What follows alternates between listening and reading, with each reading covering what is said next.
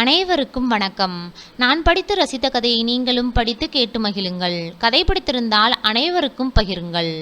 அவள் பெயர் கவிதா. 12ஆம் வகுப்பு முடித்து கல்லூரியில் படித்து கொண்டிருக்கும் போதே அவள் வீட்டில் மாப்பிள்ளை பார்த்து கவின் என்றவனுக்கு திருமணம் முடித்து வைத்தனர். கவின் தனது கணினி பொறியியல் கல்லூரி படிப்பை முடித்து ஒரு நிறுவனத்தில் சூப்பர்வைசர் வேலை பார்த்து வந்தான். அதில் கிடைத்த அனுபவம் அவனை தனியாக தொழில் தொடங்கிட உத்வேகமாக அமைந்தது. அதன்படி ஒரு கம்ப்யூட்டர் மற்றும் மொபைல் உதிரி பாகம் விற்பனை மற்றும் பழுது பார்க்கும் ஒரு கடையை திறந்து நடத்தி வந்தான். அதில் நல்ல வருமானம் வரவே அவனது பெற்றோர் அவருக்கு பெண் பார்க்க தொடங்கினர். கவிதாவை கவினுக்கு பிடித்து போக திருமணம் செய்து வைத்தனர். கவிதாவும் கவினும் ஆரம்பம் முதலே தனிக்குடித்தனம் வந்துவிட்டனர். அவர்கள் வாழ்க்கை மிகச் சிறப்பாக சென்று கொண்டிருந்தது. அவர்கள் இருவருக்கும் ஒரு ஆண் குழந்தை பிறந்து அவன் தற்போது 5ஆம் வகுப்பு படிக்கும் அளவிற்கு பெரியவனாகிவிட்டான்.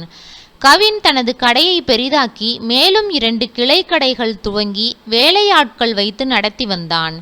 தினமும் கடையிலிருந்து அவன் வீட்டிற்கு வர இரவு மணி 9 ஆகிவிடும்.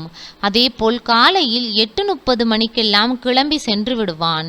கடையிலிருந்து இரவு வீடு திரும்பி வரும்போது அன்றைய வருமானம் அவன் சட்டைப்பையில் இருக்கும்.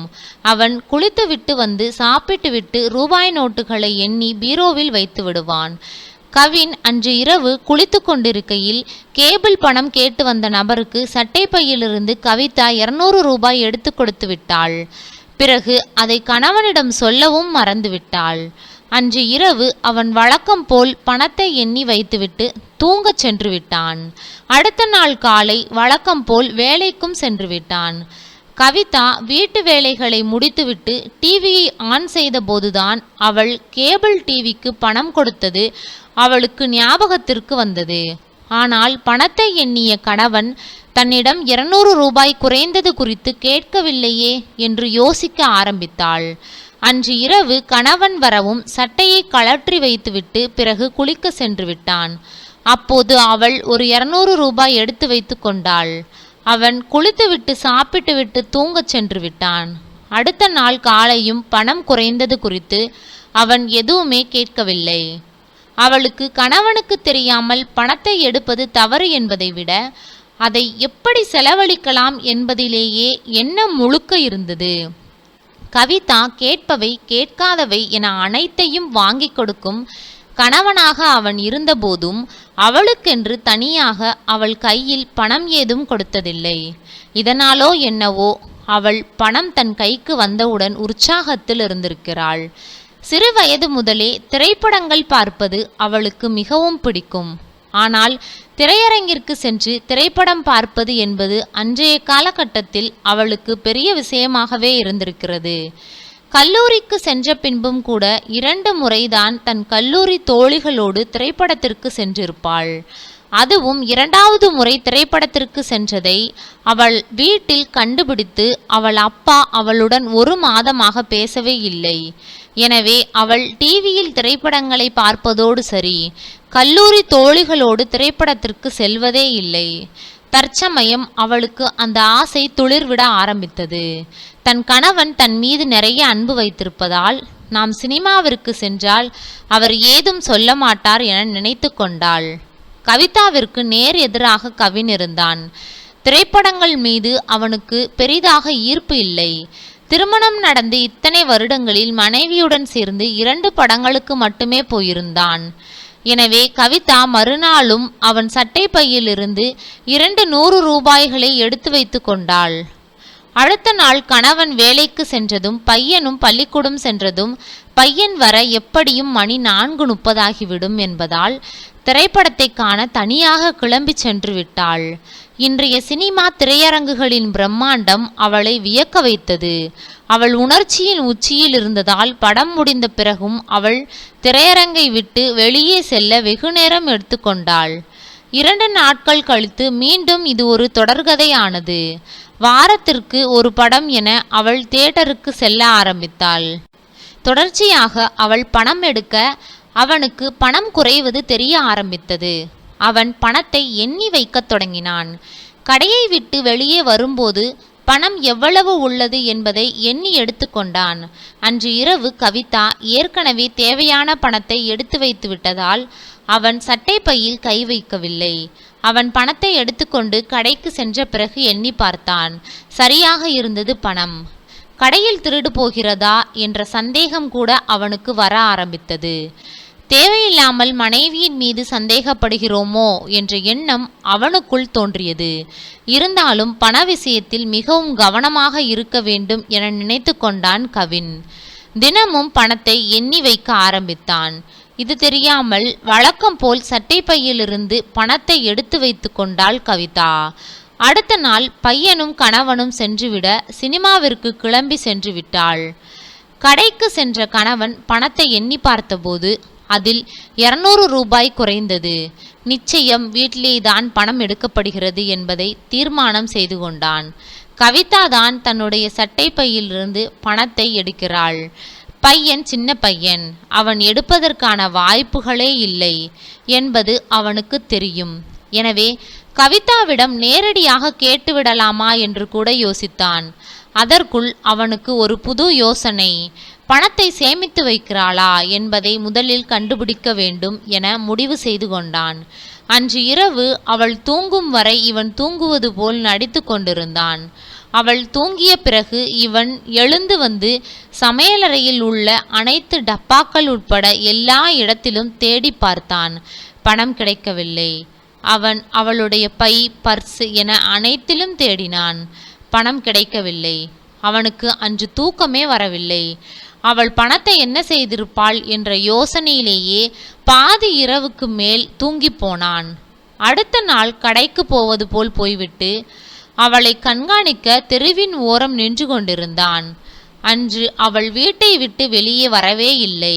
அவன் அன்றைய இரவு வழக்கம் போல் பணத்தை சட்டை பையில் எடுத்து வைத்துவிட்டு குளிக்க சென்ற பிறகு அவள் பணத்தை எடுத்து கொண்டாள்.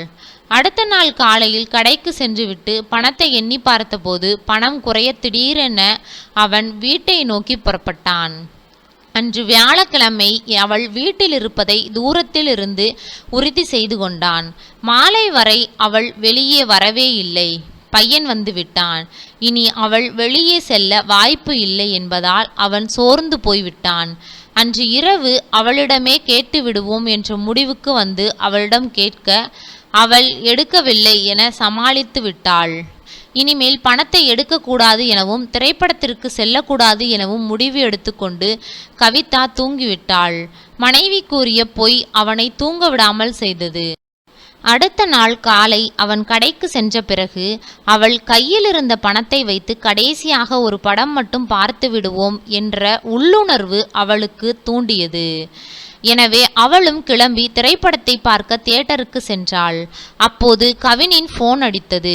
எடுத்து பேசிய போது யாரோ ஒரு கஸ்டமர் அவருக்கு வேண்டிய பொருட்களை ஆர்டர் செய்து கொண்டிருந்தார். ஒரு 10 நிமிடத்திற்கு மேல் அவர் விலை விபரங்கள் அனைத்தையும் கேட்டு ஆர்டர் செய்த பிறகு இறுதியில் உங்கள் மனைவி ஆட்டோவில் போகிறதை தான் பார்த்ததாக கூறினார்.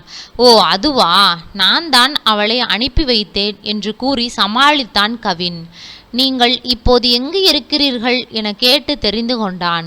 பிறகு அந்த சாலைக்கு சென்று 2-3 முறை அந்த சாலையிலேயே ரவுண்ட் அடித்து பார்த்தான். அவள் எங்கு சென்றாள் என்றே தெரியவில்லை. ஆனால் அந்த சாலையில் ஒரு தியேட்டர் இருப்பது அவன் கண்ணுக்கு பட்டது. அப்போதுதான் அவனுக்கு பொறி தட்டியது. ஏனென்றால் இப்போதெல்லாம் அதிகமாக அவள் சினிமாவை பற்றி பேசிக்கொண்டிருந்தாள். அவள் வீட்டில் இல்லை என்பதை உறுதிப்படுத்த வீட்டிற்கு சென்று பார்த்துவிட்டு வந்தான்.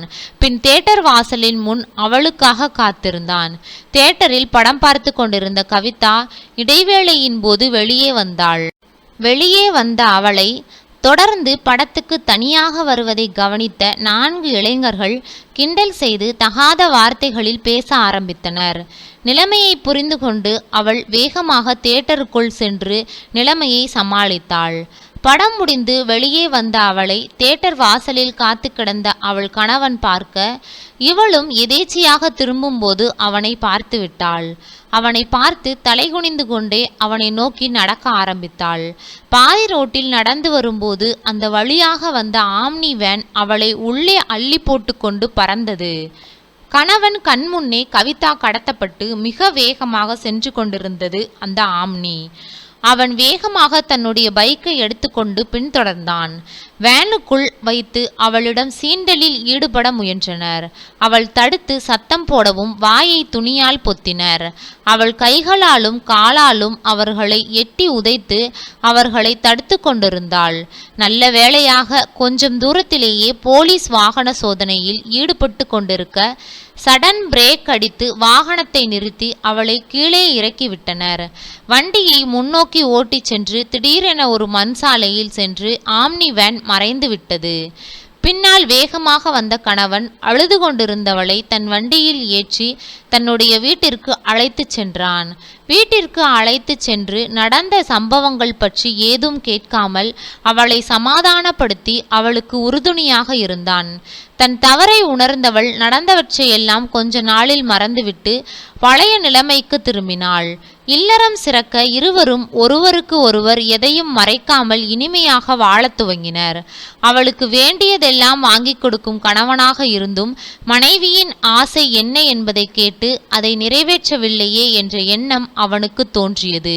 எனவே மாதந்தோறும் அவளை ஒரு முறை சினிமாவிற்கு அழைத்து செல்வது அவளுக்கு வேண்டியது என்ன என்று அவளிடம் கேட்டு அவளுக்காக அதை நிறைவேற்றி கொடுப்பது என அவன் மனநிறைவோடு நடந்து கொண்டான். அவளும் அவனுக்கு பிடித்தவள் போல் நடந்து கொண்டாள். நன்றி. கதை பிடித்திருந்தால் லைக் பண்ணுங்க, ஷேர் பண்ணுங்க, சப்ஸ்கிரைப் பண்ணுங்க. உங்களுடைய கருத்துக்களை கமெண்ட் பாக்ஸில் தெரிவிக்கவும். தங்கள் ஆதரவிற்கு நன்றி.